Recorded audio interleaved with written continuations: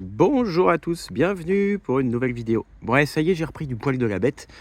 Après la semaine passée où vous m'avez vu sur la vidéo de présentation du fourgon Dreamer, où c'était pas la grande forme. Ça y est, j'ai pris le dessus sur la grippe et me revoilà en forme.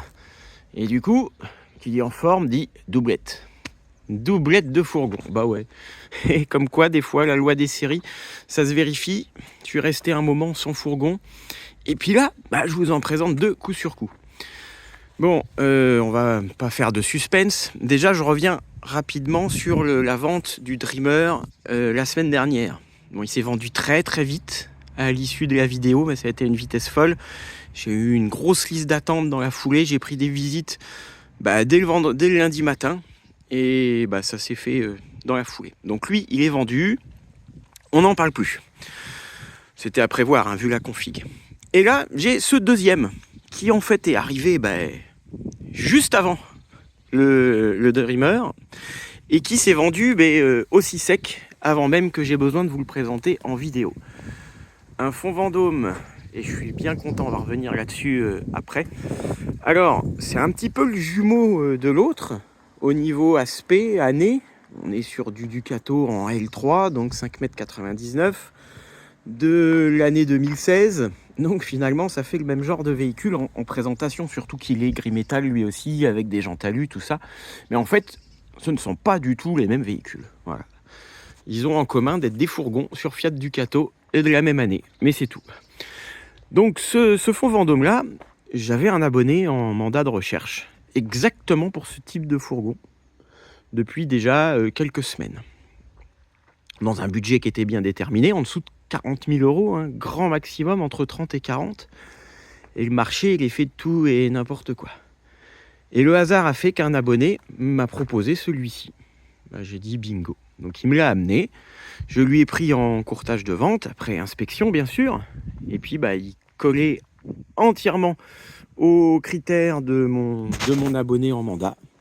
Donc forcément, qu'est-ce qui s'est passé dans ces cas-là? Il a été prioritaire sur n'importe qui d'autre. Et avant même d'y tourner une vidéo de vente, il était vendu. Comme c'est souvent le cas. Il est venu le voir, en off, ça y a plus, il l'a bloqué et il s'en va demain.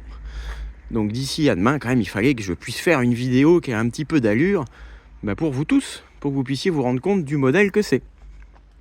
Alors, celui-là, c'est vraiment un des classiques de chez Fond Vendôme, qui existe depuis des décennies, alors avec des variantes en fonction des années, mais on est donc sur le Leader Van. Alors Leader Van, il faut s'attendre à quoi? Bon, une disposition classique, la disposition à la mode depuis déjà quelques années maintenant, donc avec un lit fixe à la française, un lit fixe transversal derrière, puis après la config intérieure qui est induite et généré par tous les fourgons. Donc c'est du standard, mais du standard de chez Fond Vendôme. C'est pour ça que j'ai tenu à le prendre, celui-ci plus que d'autres marques, parce que clairement c'est bien pensé, c'est intelligent, c'est simple. Il n'y a pas de fioritures, mais ça marche bien. Fond Vendôme, petit rappel pour les débutants, on est clairement dans la marque historique du fourgon aménagé. Ça existe depuis 1978, c'est français, hein. C'est fabriqué dans la même usine à Brantôme, dans le Périgord. D'ailleurs, Fond Vendôme, c'est le nom du lieu-dit où se situe l'entreprise. Alors, c'est passé sous la coupe de Trigano pour la gestion principale depuis 2004, standardisation, tout ça. Mais l'usine est restée au même endroit et les matériaux employés à l'intérieur, les techniques, etc. sont quand même propres à Fond Vendôme. Donc tous ceux qui sont dans le milieu du camping-car et du fourgon et du van aménagé depuis longtemps savent ce que cette marque représente. Et c'est aussi pour ça que ça me fait plaisir d'en avoir un aujourd'hui, parce qu'on est vraiment sur les fondamentaux du fourgon aménagé. Pour info, Fond Vendôme, ce sont eux qui sont, par exemple, précurseurs du modèle Bel Horizon, le fameux L2 avec lit dans l'Aréos qui plaît tant. Un jour, j'aimerais en avoir un à vous présenter. Et ils ont fait par le passé aussi des gros aménagements sur Iveco Daily, des trucs vraiment sympas qu'on trouve moins aujourd'hui. Ça, c'est davantage standardisé.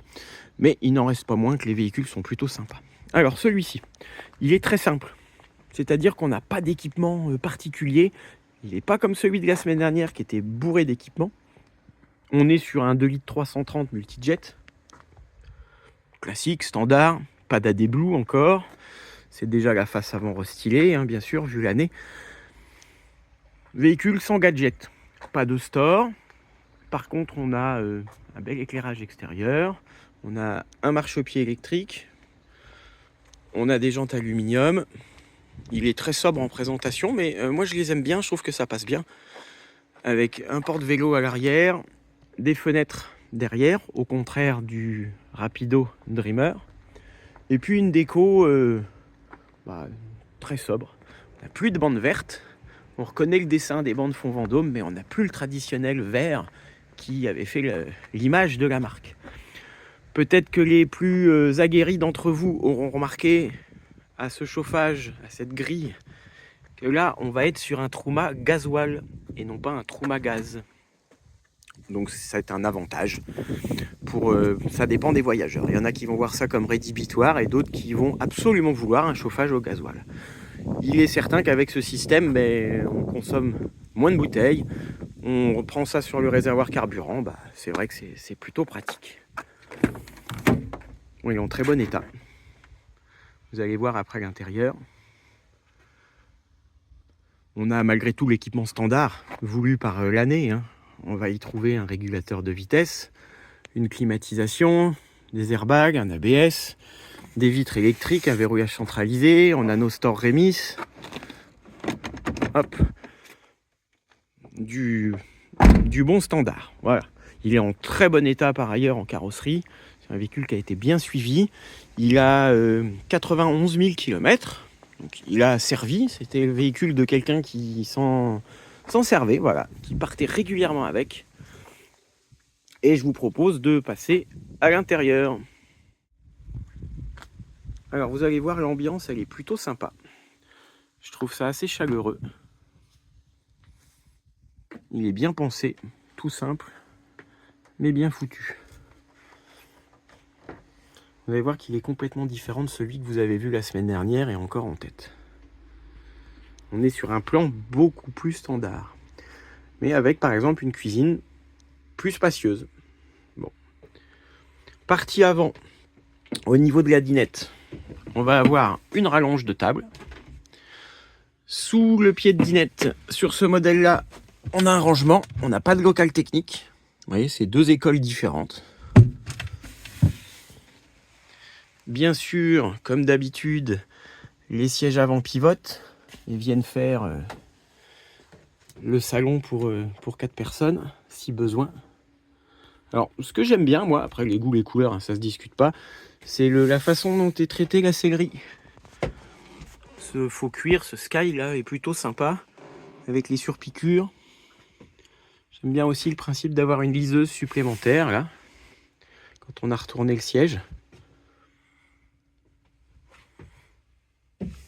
Cabine non décaissée. Sur les plus récents, c'est entièrement ouvert. Là, on a un rangement supplémentaire. Alors, je sais pas vous, comment vous trouvez le traitement de la déco avec ce bois style bois brut, style pin brut, et ici un petit peu plus foncé. Ceci étant, on voit que c'est fait pour durer aussi, que ce soit les vérins, les charnières, tout ça. Bon, c'est l'avantage des fonds Vendôme. Le traitement de définition dans les angles, etc. C'est bien foutu. La cuisine est plutôt bien pensée aussi, avec un plan de travail supplémentaire. Et puis, quand même pas mal de volume. Vous voyez.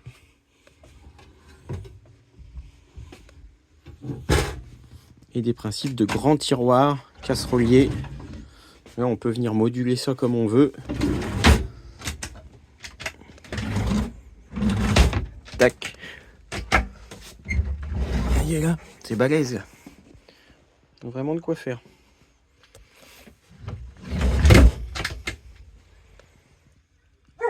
Si on continue derrière, on va trouver encore un grand combiné frigo, freezer, trimixte, sélection automatique.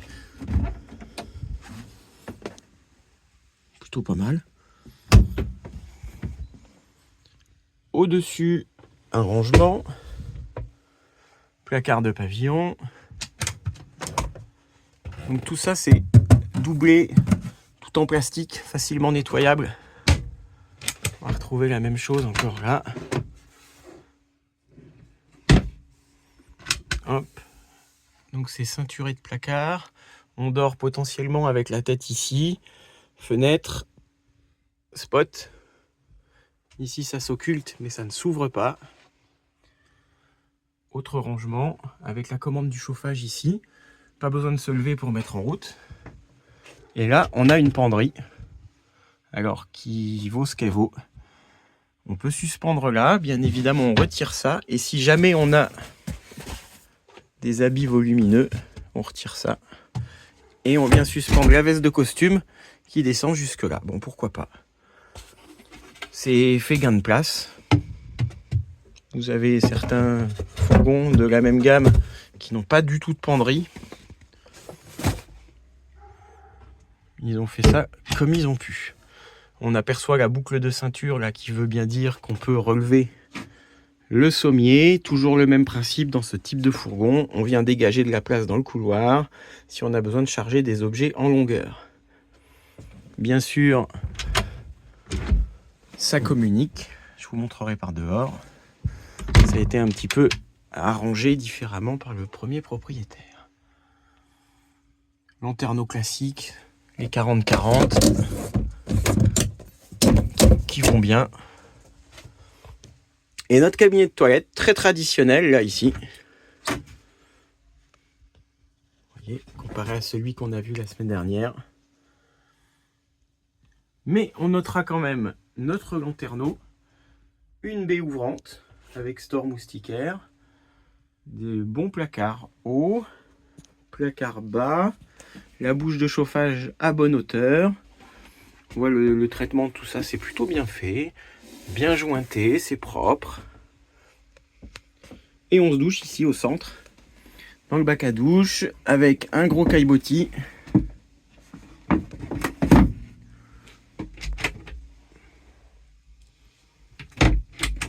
Et le rideau. À l'ancienne, hein. On se met là, on fait le tour. Bon, ça fonctionne. Éclairage ici, éclairage là. Les matériaux sont de bonne qualité, tout ça. C'est très simple, hein. Et vous voyez, tout est fait pour durer. Très peu de manip, pas de vibration, tout ça. Vraiment, quand on l'a en main, on sent que c'est du simple, mais du costaud. Et le véhicule est vraiment en très bon état.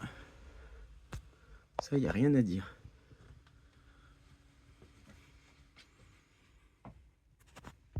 Allez, je vous ramène faire un petit tour à l'extérieur pour vous montrer la configuration de la soute.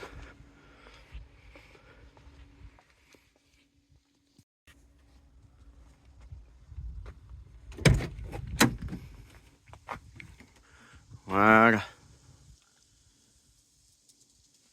C'est sympa, j'aime bien cette vue là. C'est très lumineux. Il y a beaucoup d'allure. Lui aussi. Donc ici, comme souvent, hein, dans un fourgon comme ça, ça va être soit à gauche, soit à droite. On va trouver l'emplacement pour les bouteilles de gaz. Donc là, du fait qu'on soit en chauffage gasoil, le parti a été pris d'utiliser des petites bouteilles de 6 kg, puisqu'on va finalement avoir beaucoup moins de consommation de gaz.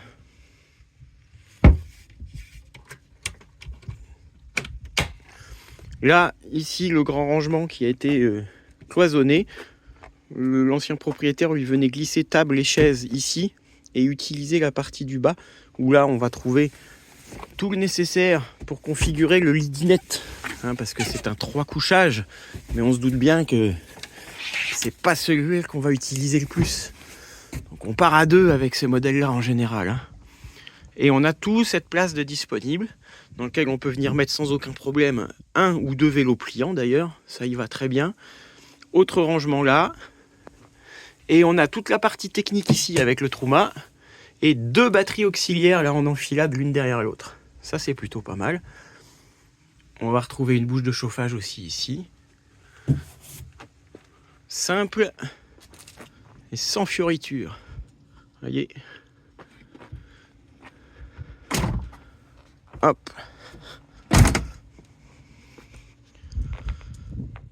Voilà notre beau leader van. Donc si ça peut donner des idées à certains, ceux qui seraient en recherche et se diraient tiens, bah ouais, ce type de config là, bah ça colle plutôt pas mal, on aime bien l'ambiance, tout ça. Bah voilà, vous avez une visite complète, à défaut de l'avoir à vendre. Il a bien été à vendre à un moment donné, mais je ne peux le vendre qu'une fois. Voilà tout.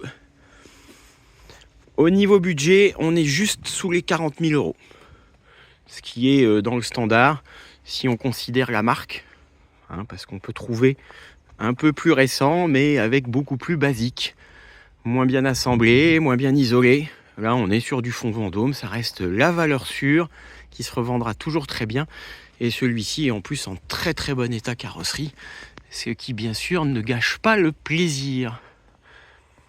Donc j'espère que cette visite vous aura plu. Si vous aussi vous hésitez à franchir le cap et que vous ne savez pas trop comment vous y prendre, contactez-moi, je vous expliquerai les modalités. Et aussi et surtout, si vous avez vous-même un véhicule que vous voulez vendre, que vous voulez que ça soit rapide, bien fait et efficace, contactez-moi aussi. Je suis beaucoup plus rapide que les dépôts-ventes professionnels qui gardent 6 mois les véhicules parce qu'ils essaient de les vendre au max. Voilà, donc ça peut arranger tout le monde de la vente rapide et raisonnée à prix honnête. Ceux qui sont passés par moi peuvent le témoigner. Allez, sur ce, je vous dis à bientôt, prenez soin de vous et à la prochaine vidéo. Bye bye.